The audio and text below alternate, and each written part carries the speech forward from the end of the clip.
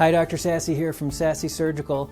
I just wanted to bring up something I've found increasingly relevant in my work and in this whole field of treating obesity and type 2 diabetes. And it's really the finding that we in the field are speaking an entirely different language than many of the other parties that are affected, especially individuals and their families. They're speaking a little bit of a different language than what we are. And most definitely, as we, in treating the problem, are also forced to interact with the regulators and the health insurance industry, they are definitely speaking a different language. So what are these two different languages? Why are we talking in two different languages when it comes to obesity and type 2 diabetes? And first of all, what the heck are those different languages? Well, I'll try to summarize this a little bit in describing a typical interaction with a patient. I saw a young woman today who described the battle that she has been having with obesity basically her whole life.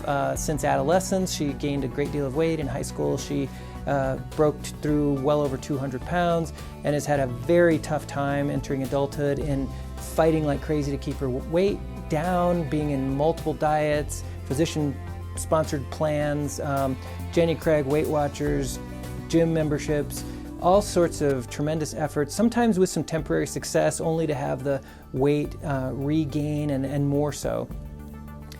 And in her language, I hear so much of this just terrible self-blame. She is describing that, I should have done this, and I wasn't as diligent as I should have been here, and I fell off the wagon at this point, and I had this stress occur in my life. And so all of these are sort of blaming herself.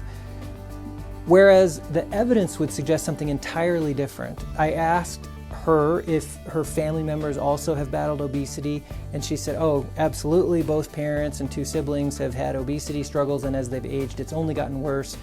Mom now has type 2 diabetes, dad's had early heart disease, etc. And when I try to describe in our language that what we are really dealing with here that's affecting hundreds of millions of people is an intersection of her biology, her genetics, not something that she chose or is doing, but that intersection with the environment around us, which largely is naming the food supply. So much of what's going on here has to do with the substrate that is within the food supply and how that has changed over the last 50 years. But that's not the only factor. There are many other elements in the environment which we all think are creating a, quote, obesogenic environment. We're all more sedentary, we may be spending more screen time and less track time. In some cases that's not true at all, and it's all because of the food supply and the things that are going into it. There may be pharmaceuticals that are playing a role. So there are a lot of elements to the obesogenic environment, but it's that environment that's intersecting with her genes that is really the cause of obesity. And while it's nice to think that she or anyone could turn that around through some very diligent and dedicated behavioral change, that is rarely the case. In fact, almost never. We know this from studies of human behavior. We know it from very intensive studies, such as the NIH study of the contestants on the Biggest Loser television program, where people were very diligent about their weight loss exercise and their public plan to lose the weight and keep it off. And we see from that study that it's not really possible to keep it off even among that incredible group of incredible people, and that weight regain back to the baseline is what happens after a couple of years. When we deal with the insurance plans, the two different languages, it's even worse. There is a tremendous amount of language within the policies of the health plans which speaks to people not complying, not following diets. Basically, there's a lot of blaming going on within the health plan language, and it is deterring people from getting much needed metabolic surgery. Those plans have language that stems not from science, not from any sort of scientific investigation or peer-reviewed public research, but really from what would be called urban myth, I think, and that has to do with why someone thinks people gain weight, and it has nothing to do with the modern understanding of the obesogenic environment intersecting with our genetic template. So we're speaking these two languages, and as a surgeon and a medical doctor attempting to help people reverse their type 2 diabetes and reverse their obesity and get off to a longer and healthier, higher quality life, I sometimes try to point out gently that, hey, you know what, this really isn't your fault. At least nowhere near to the degree to which you might think it is. Yes, we could all be better about our diet, and yes, we do need to embrace daily physical activity and more exercise as a daily habit. But that's to combat all of these adverse factors that are in the environment that are making us gain weight and hijacking our cellular metabolism to cause weight gain and obesity.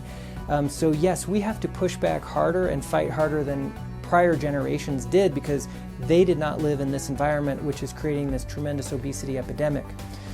Dealing with the insurers is far worse, however, because in those cases the insurance plans have language they're looking at which basically blames the person for their own obesity.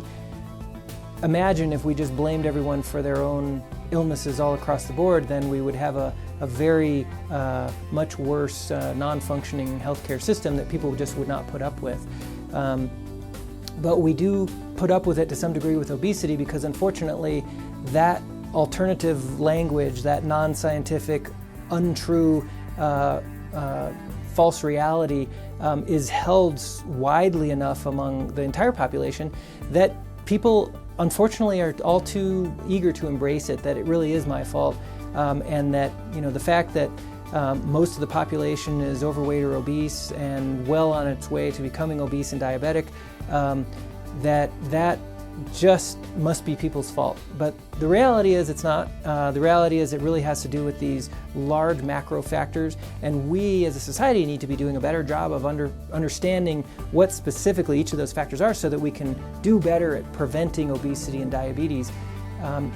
We will get there eventually, but the first steps are often understanding that obesity and type 2 diabetes are part of a disease process. And while there is a human behavioral component, that's not the main component. That's a very small contribution. It's a small contributing component to this worldwide and certainly nationwide epidemic.